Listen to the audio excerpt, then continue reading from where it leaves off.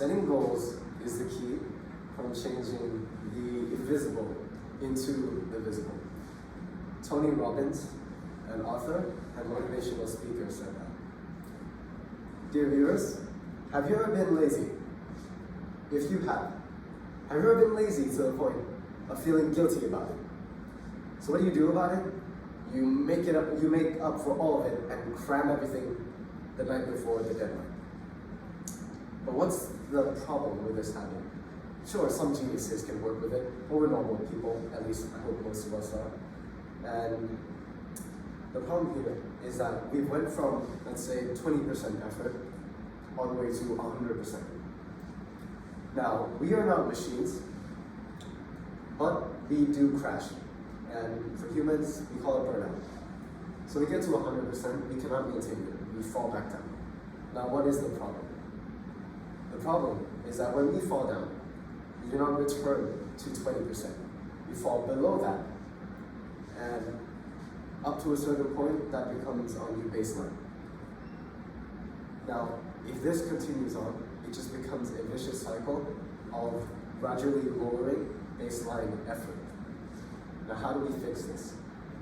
I believe that small goals compounded can bring us slowly to a high performance without having that crash.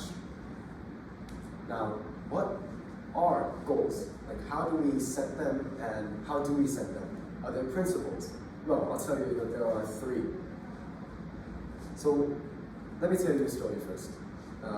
So for me, small goals save me from a boring life. I would not have 90% of what I am grateful for today, my health, academics, and relationships, if it weren't for small goals.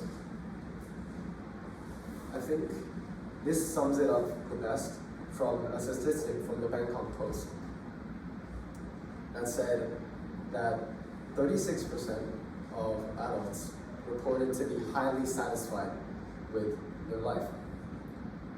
Now, my generation only reported for 7% that they were as happy as those adults.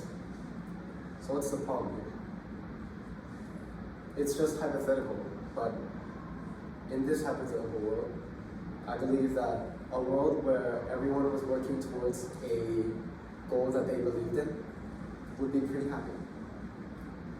So, contrary to that, the lowest point in my life was during the pandemic of coronavirus.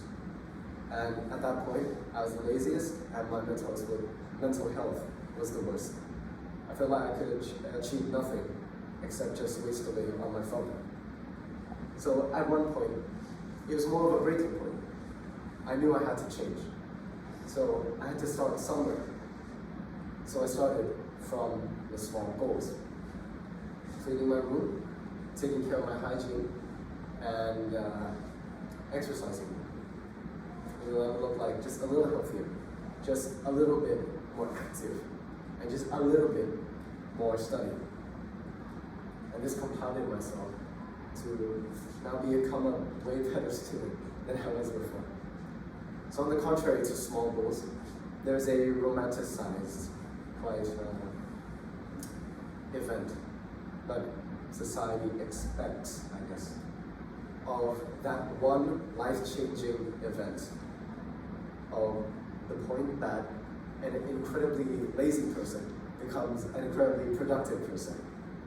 Like I'd say the story of David Goggins. He was diagnosed with a learning disability by his doctors, and at one point he was 200 pounds. And now, he's one of the top endurance athletes of the world, running multiple ultra marathons in a row, and also the pull-up world record holder for 24 hours. And the only man to survive 3 hell weeks in the Navy SEAL. But how did he change? So the situation, in short, is that he had to change. He had no choice. But us, we have a choice. We are privileged, I'd say. So why don't we choose that new choice? David Goggins embodied best, I think it was a quote from Jim Rohn, that the pain of discipline is way more worth it than the pain of regret. Why don't we choose a new choice where we can choose the satisfaction of success rather than the pain of success? I think the story can tell us that we do have a choice and we do not need to make life-changing decisions to move forward in our lives. I think the power of goal setting can be well explained by a paper by Oren Amar, who did a study on a sample of online course students.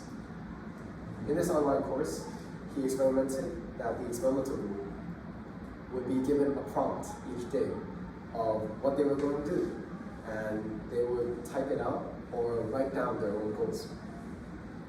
The experimental group, what Owen found was that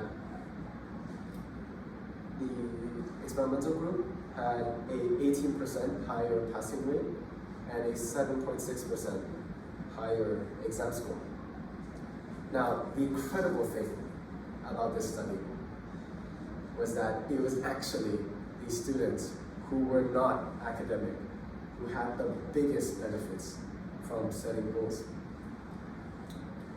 So, well, at first I thought that it would be the productive students who would get even more productive, but it's actually a plateau. So if you believe that you are not very productive, this could be very good for you. Now, I hope I've sold you on the power of goals, and now let's see how we set them. So simply, it can be broken down into 3 principles, which is one, is to make it personal.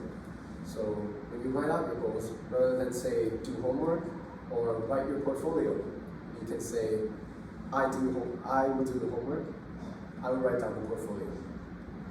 It gives it a more personal feeling. So now it just brings us that little bit closer. We cannot quite easily dissociate from our goal and also dissociate from the responsibility of that goal. Next is to make it present.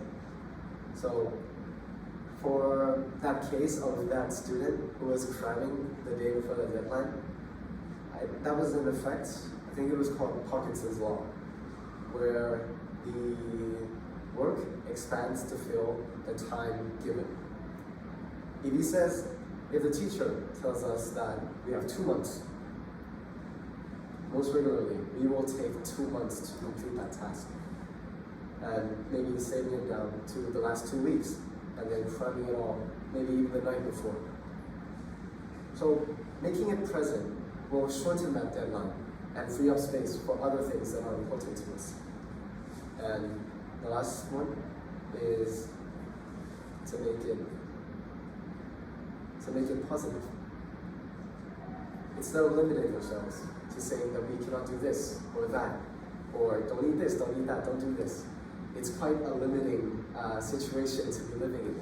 So making it positive brings us closer to the ultimate goal, which is to do more. So being positive will just let us be more free and to just work forward and be more satisfied. So with all these key points and with that story said, I want to ask you guys, what are your goals for today? Thank you.